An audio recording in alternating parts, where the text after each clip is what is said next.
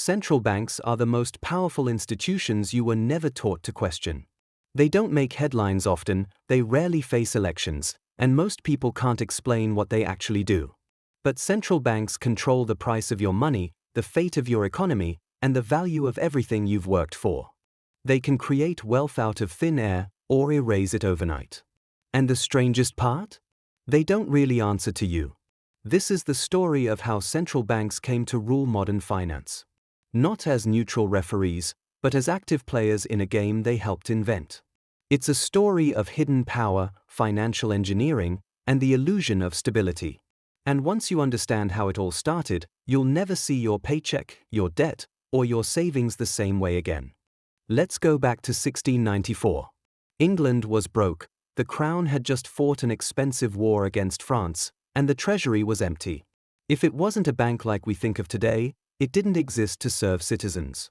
It existed to fund the government and profit from doing so. That's the origin of the modern central bank. Not as a stabilizer, but as a lender to the state. And over time, that power only grew. By the 19th century, central banks across Europe had adopted similar models. Privately owned institutions with special privileges. They issued currency, they controlled reserves, they bailed out governments in crisis. And in return, they gained extraordinary influence, often without democratic oversight. In the United States, the story took a rockier path. Americans were deeply skeptical of centralized financial power. The first and second banks of the United States were both shut down after political battles over corruption and elitism. For much of the 19th century, the US had no central bank. And the financial system was a wild mess of private currencies, speculative manias, and violent panics. But after the Panic of 1907, a crisis so severe that private financier J.P. Morgan had to coordinate a rescue himself. The pressure mounted. In 1913, Congress passed the Federal Reserve Act, creating the Federal Reserve System. It was pitched as a decentralized network of regional banks that would stabilize the economy. In practice, it became a central authority with immense power over interest rates, credit, and money supply. And here's where the story gets murkier. The Federal Reserve isn't a government agency. It's an independent entity with public and private elements. Its board is appointed by the president, but its member banks are privately owned. It's funded not by taxes, but by interest on government debt and the fees it charges banks. It operates in the shadows of financial markets, making decisions that affect millions without any real voter input. So who does it serve? Officially, the Fed has a dual mandate: maximum employment and stable prices. But unofficially, its actions often benefit the same institutions it was meant to regulate. During the 2008 crisis, the Fed didn't just cut rates. It printed trillions, bailed out investment banks, propped up asset prices, and guaranteed toxic debt. In 2020, it did it again. Buying corporate bonds, pumping liquidity into markets, and inflating asset bubbles that made the rich richer, while everyone else was told to wait for trickle-down. This is the deeper truth. Central banks don't just control the economy, they shape it. They choose winners and losers. When they cut rates, stocks soar. When they tighten, markets crash. When they print money, asset holders get rich. When they raise rates, the working class pays more for mortgages, credit cards, and car loans. And while they claim independence, central banks are entangled with the very financial system they are supposed to oversee. Their leaders rotate in and out of investment banks. Their policies often mirror the interests of Wall Street.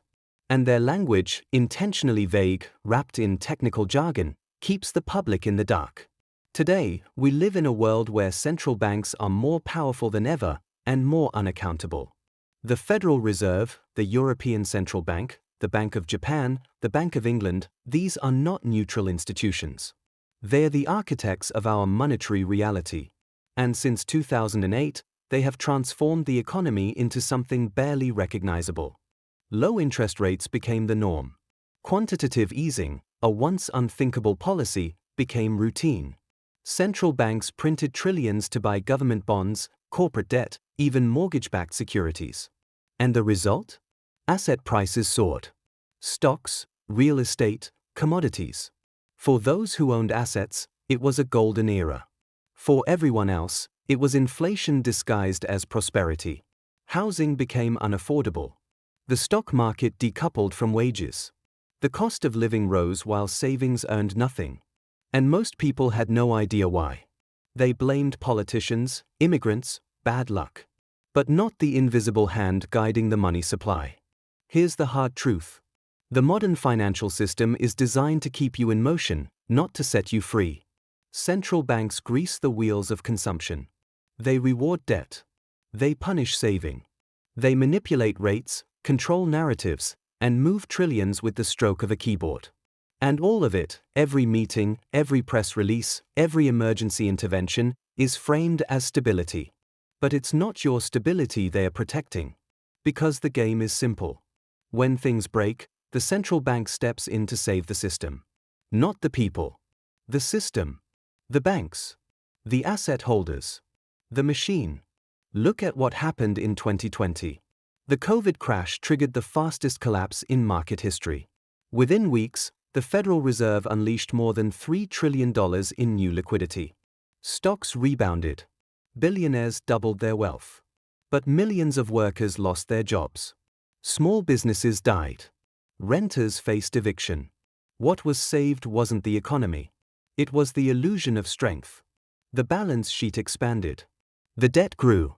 And the cycle of dependency deepened. And this matters. Because when central banks distort the cost of money, they distort everything. They make it harder to price risk. Harder to save. Harder to retire. They fuel bubbles. They trigger crashes. They create a roller coaster economy where real wealth is elusive and paper profits vanish overnight. And worst of all, they remove agency. Most people don't even know they are being affected. They don't realize that the interest rate on their student loan, the return on their savings, the price of their house, it is all downstream of decisions made in rooms they call never enter by people they'll never vote for. So who controls central banks? Artificially, they're independent. But in practice, they serve the system that birthed them. The banks. The markets. The entrenched financial class.